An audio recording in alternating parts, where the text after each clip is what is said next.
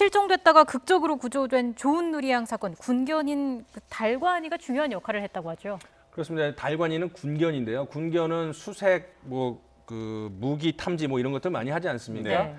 청주의 야산에서 이제 열흘 만에 극적으로 구조가 됐는데 당시 군견이었던 달관이가 수색을 하다가 보고 자세를 취했다고 합니다. 보고 자세라는 건 뭐냐면 우리가 찾아야 되는 사람의 어떤 신체의 향기나 냄새 같은 거를 그 군견한테 맡게 해주면 네. 그걸 따라서 추적을 하다가 비슷한 냄새를 발견하게 되면 엉덩이를 땅에 탁 붙이고 가만히 이렇게 서 있습니다. 그게 이제 보고 자세거든요. 네. 그래서 이제 같이 갔던 군인이 뭔가를 발견했다. 현장에 달려갔더니 아니나 다를까 조은누리 양이 쓰러져 있었다고 하는데 네. 조은누리 양한테 은누리 양이라고 3번을 불렀더니 네 하고 대답을 해서 이제는 확인을 하게 된 거죠. 예.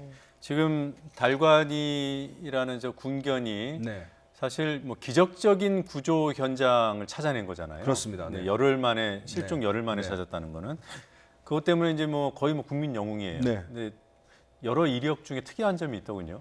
그렇습니다. 사실은 그래서 탈영견이라는 이야기를 들었죠. 왜냐하면 훈련을 받을 당시에 도망을 간 적이 있습니다.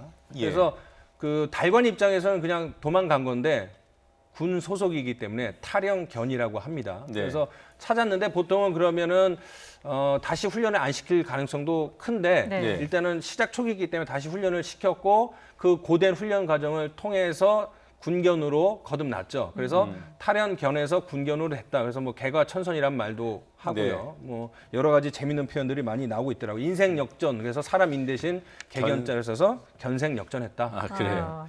2014년이었죠. 고속도로에서 네. 탈영을 했습니다. 네. 네.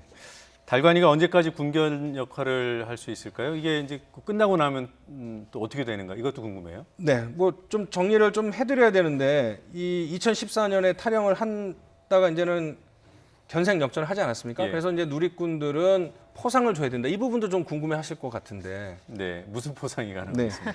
포상 휴가를 줘야 된다. 네. 그런데 포상 휴가를 주면 뭐 요즘 애견 호텔도 있어서 쉴 수도 있는데 군견은 그 민첩함을 유지하기 위해서는 하루도 그 고된 훈련을 건너뛰어서는 안 된답니다. 그래서 네. 포상 휴가 불가하고요.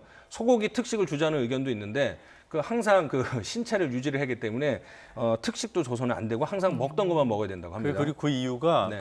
그런 특별한 음식을 먹이면 네. 다른 유혹에 넘어갈 그렇습니다. 수 있다. 네. 범인 네, 등으로부터. 맞습니다. 네. 네. 그리고 표창을 줘야 되는데 지금 우리나라 그 규정상은 사람이나 단체에만 줘야 하기 때문에 동물한테는 표창을 줄 수 없고요. 동물이 표창을 이해를 해야 주죠. 네. 그리고 1계급 특진을 해자 이런 얘기도 있는데 그런 얘기 그만하시고 이제 은퇴 이후에는 어떻게 되는 겁니까? 그래서 이제 군견들은 8살 안팎 때 은퇴를 합니다. 네. 근데 지금 달관이는 7살이니까 한 1년 정도 남았죠. 8살이면 사람 나이로 치면 한 50에서 60대 정도 되거든요. 네. 네. 은퇴를 하면 뭐가 궁금하신가 했더니 아마도 안락사 부분에 궁금하신 것 같아요. 예. 예전에는 안락사를 시키거나 의료 실습용으로 제공을 했다고 합니다. 그런데 2013년 동물보호법이 개정이 되면서 군견들도 안락사 시키거나 동물 그 실습용으로 제공을 못해요. 네. 그래서 군대에서 계속 관리를 해줍니다. 다만 작전에 투입은 안 하고 군대에서 관리를 해주거나 예. 아니면은